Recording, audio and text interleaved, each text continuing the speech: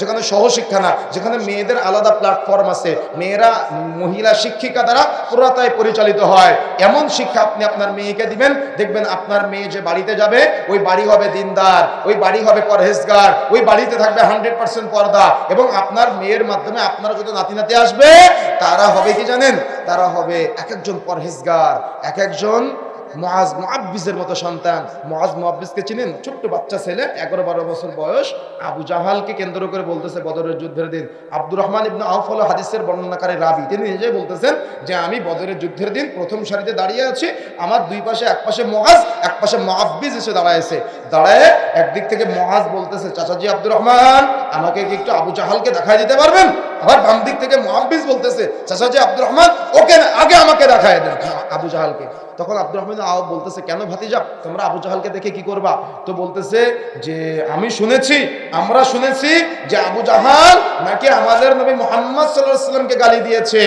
এই কথা বলার সাথে সাথে আব্দুর রহমান আউফ ভাবতেছে যে ওদের দেখাই দিলেই বা কি করবে। তো বলতেছে ওই যে ঘোড়ার উপরে ঘুরে বেড়াচ্ছে, ওইটা হলো আবু জাহাল।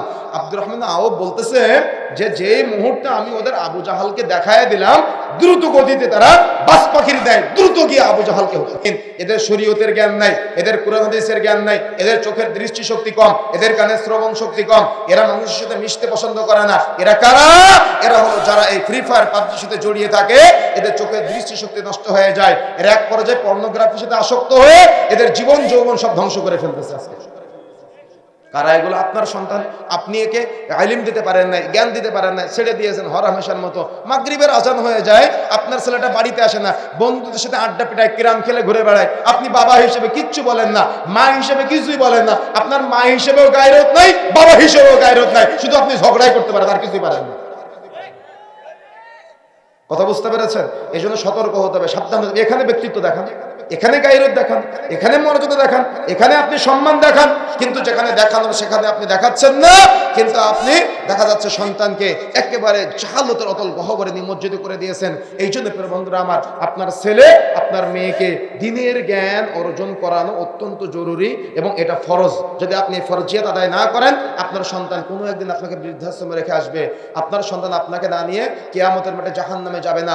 আপনি যে আপনার সন্তানকে দ্বীনের ব্যাপারে গুরুত্ব দিচ্ছেন না, কিয়ামতের মাঠে যখন আপনার সন্তানকে জাহান্নামে নেওয়া হবে, তখন আপনার সন্তানকে উল্টা করে বেঁধে জাহান্নামে নেওয়া হবে। তখন আপনার সন্তান প্রত্যেকে চোখ বন্ধ করে চিন্তা করবেন। এখন আপনার সন্তান দুই হাত উঁচু করে বলবে, আল্লাহ, আমার বাবা আমাকে ফজরের সময় মসজিদে নিয়ে যায়নি। আল্লাহ, আমি আমার ওই বাবাকে না নিয়ে একা একা জাহান্নামে যাব না। আল্লাহ, আমার বাবা সুদ খাওয়া শিখাইছে, আমার বাবা সুদ খাওয়া ঘুষ খাওয়া শিখাইছে, আমার বাবাকে না নিয়ে একা একা জাহান্নামে যাব না। আল্লাহ, যে জমির কারণে আমাকে অপরাধী করা হচ্ছে, আল্লাহ ওই জমি আমি চুরি করি নাই। আল্লাহ, আমার বাবা তার বোনের জমি ফাঁকি দিয়ে আমাকে দিয়ে গিয়েছে। আল্লাহ, আমি একা অপরাধী না, আমি আমার ফুফুকে ফেরত দেইনি, এটা আমি ভুল করেছি, কিন্তু ভুল প্রথমে করেছে আমার বাবা। আমার বাবা ফাঁকি দিয়ে আমাকে দিয়েছে, আমি ওই বাবাকে না নিয়ে একা একা জাহান্নামে যাব না। আল্লাহ, আমি আমার বাবার সামনে সিগারেট খেতাম, আমার বাবাই তো আমাকে ধরিয়ে দিত, আমিও আমার বাবাকে ধরিয়ে দিতাম, আমার ওই বাবাকে না নিয়ে আমি একা একা জাহান্নামে যাব না। আল্লাহ, আমি আমার বাবার সামনে কানে হেডফোন লাগায় গান শুনতাম, টিভিতে বসে সিনেমা দেখতাম, ডিশের বিল আমার বাবা দিত, কারেন্টের বিল আমার বাবা দিত, টিভিও আমার বাবা ক্রয় করে দিয়েছে, আমি আমার ওই বাবাকে না নিয়ে একা একা জাহান্নামে আজকে যেতে চাই না।